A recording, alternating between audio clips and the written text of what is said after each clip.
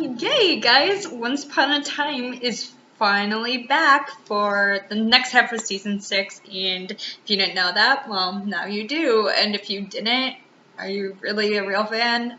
Anyway, so 6B started out really good in my opinion. I was not a huge fan of 6A. There were some episodes I liked, some that were just like, what is this? But overall, I'm looking forward to 6B. Now, a lot happened in this episode, and there's a lot of things I want to touch base upon, so I'm going to make this as quick as I can, but it probably won't be quick because I'm a fangirl, and fangirls tend to drone on about what they love.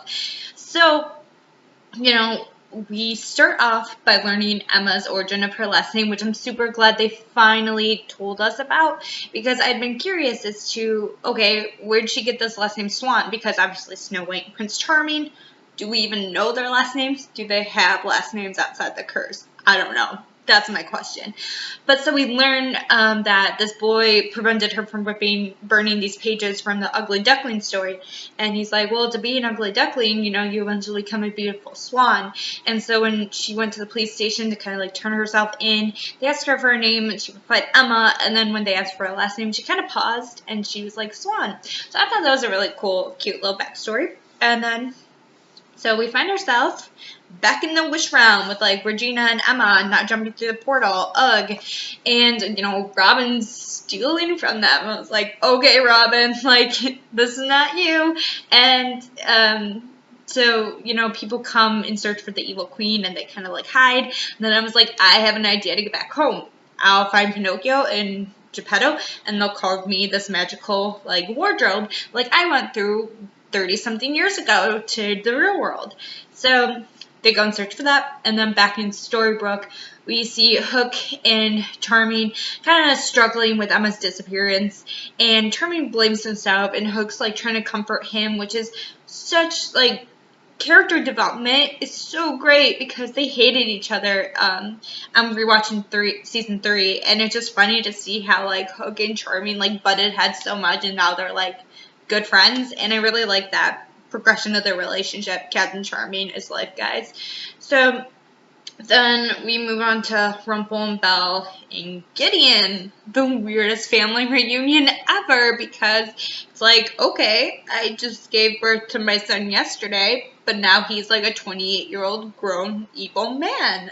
Weird. I mean, anyone would probably be surprised to find out the baby that you just had is now not a baby, and he's trying to kill the savior, which Rumple is trying to persuade him not to do, which just kind of good for Rumple. So back in the Enchanted Forest, Regina goes off to see if Robin has lived a happy life, like if he's happy where he is right now.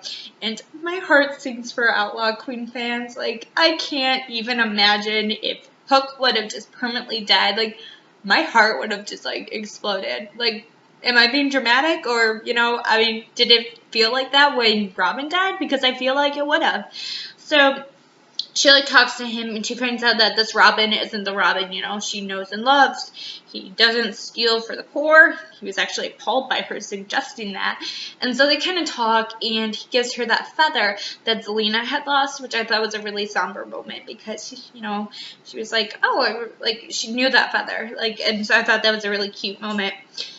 And so we're back to Pinocchio and Emma trying to build this wardrobe, and in comes this, like, the sword pointed to Pinocchio, and this deep voice, and we see none other than Wish Realm Hook. I about, like, cried. I was laughing so hard.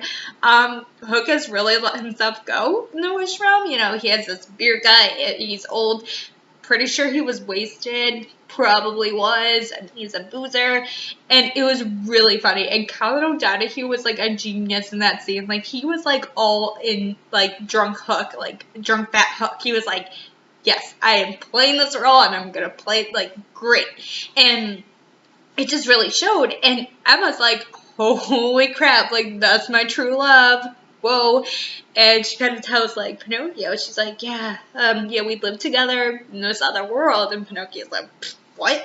And Hook's like, yeah, I come to rescue you. And he calls her, like, Princess Edna, or, like, Enya. And I was like, it's Emma, and Hook's like, who's Emma? And so I just thought it was funny. It was just a funny scene.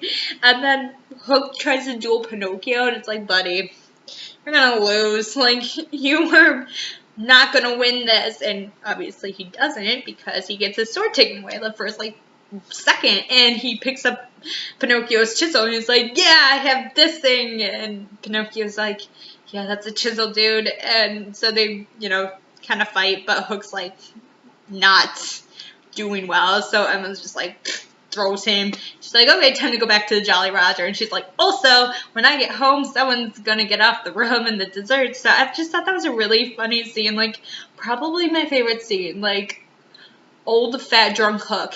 Yes, wonderful. Loved it. And I know a lot of people in fandom were like, oh my god, why'd they make Hook like that? But I was like all for it. That was hilarious. And I am Hook trash, guys. So, eventually they go through the wardrobe.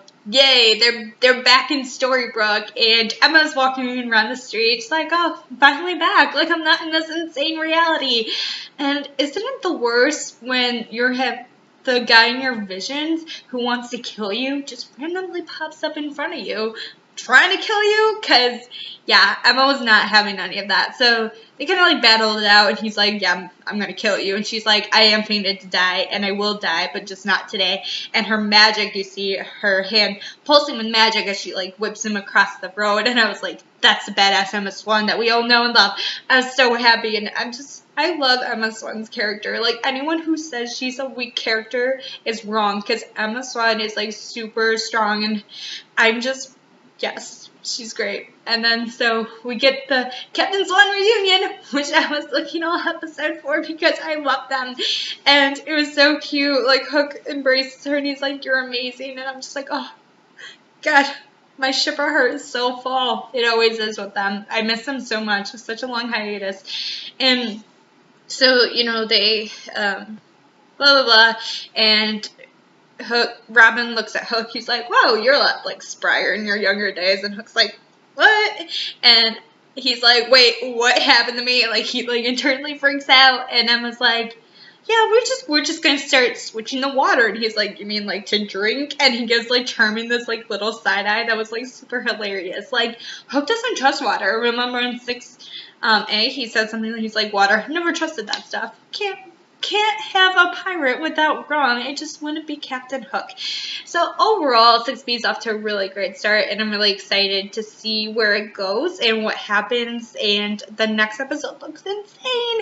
Like, I think David kind of starts going a little insane with finding out his father's death, and then he wants to kill Hook, and Emma's like to Hook, like, what are you hiding from me? And I was like, he's hiding that ring from you, girl. Like, yes. And I'm just so excited. I love it. So happy it's back on my screen.